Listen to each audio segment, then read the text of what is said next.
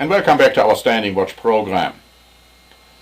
Some of you might have listened to the discussion in the Senate today, Thursday, November 16, when a certain bill was discussed having to do with an agreement between the United States of America and India. And even though I don't want to go into the discussion per se, I was quite impressed by the deliberation of one senator from North Carolina who had something very interesting to say about nuclear weapons and the threat of nuclear weapons.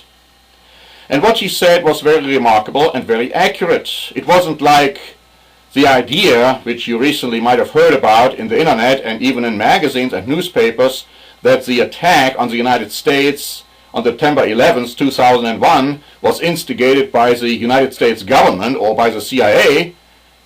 This is such a widespread, ridiculous notion that even in Germany, respectable magazines and newspapers and also newscasts on television picked it up. When I was in Germany, I picked up this magazine. It's called Welt der Wunder, World of Wonders, a very respectable magazine. And they talk about this possibility and make it quite credible that there was no attack by terrorists on the United States in September of 2001, but this was all staged by the government. What the senator from North Carolina said today, however, or North Dakota, was not that kind of ridiculous notion. It was very frightening and it was very real. He explained that right after September 11th, 2001, a scenario developed which was looked upon by the CIA, by the FBI, by the US government as a very real threat, having to do with the possibility that terrorists have brought nuclear weapons into American soil to use it. Now, how did this develop? The US state government and the other agencies received word, and all of this was later found to be untrue, but nevertheless they received word that a Russian nuclear weapon or device had been stolen, that it had been brought by ship to American soils, that it was now in the hands of terrorists, and that terrorists would be able to ignite it on American soil.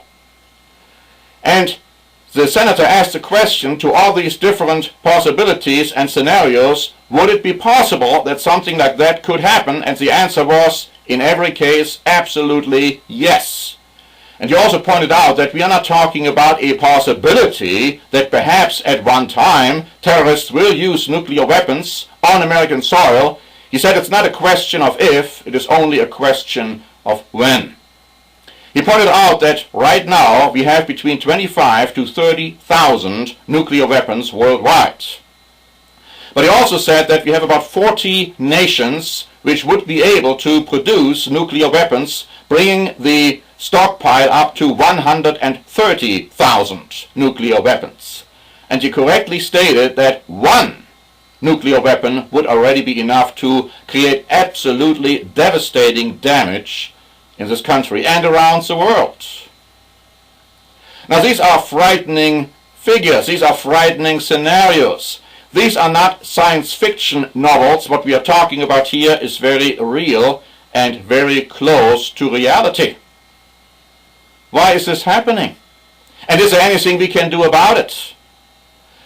There was a time when God was very angry with this world. So much so because the imagination of all mankind was evil from their youth, it says. And it was wicked and evil continuously. And God decided to destroy this world. But he saved one man because of his righteousness, his wife and his 3 sons and his 3 daughters-in-law. And of course I am talking about Noah, his wife and his sons and daughters-in-law. And they were saved from worldwide destruction, and then God brought destruction upon this whole world because it was so evil and so wicked.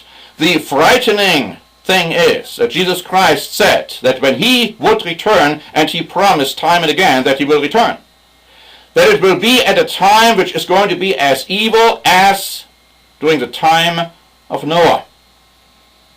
Nuclear war is coming. Nuclear destruction is coming upon this world. And only God could prevent it. But God will not, because he said that this world has gotten so wicked that something has to be done about it. Now there will be some who will be saved, who will be protected. and you could be one of them. Jesus Christ said that if he wouldn't come back, this whole world would be destroyed.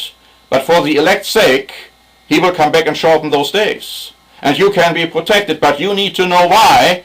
Because what we are facing is real nuclear devastation, not just in this country, but around the world. For you to understand better what is going to come and how you can be protected, please read our free booklet, The Great Tribulation and the Day of the Lord. It is titled, The Great Tribulation and the Day of the Lord. Thanks very much for watching. This is Norbert Link for the Standing Watch program.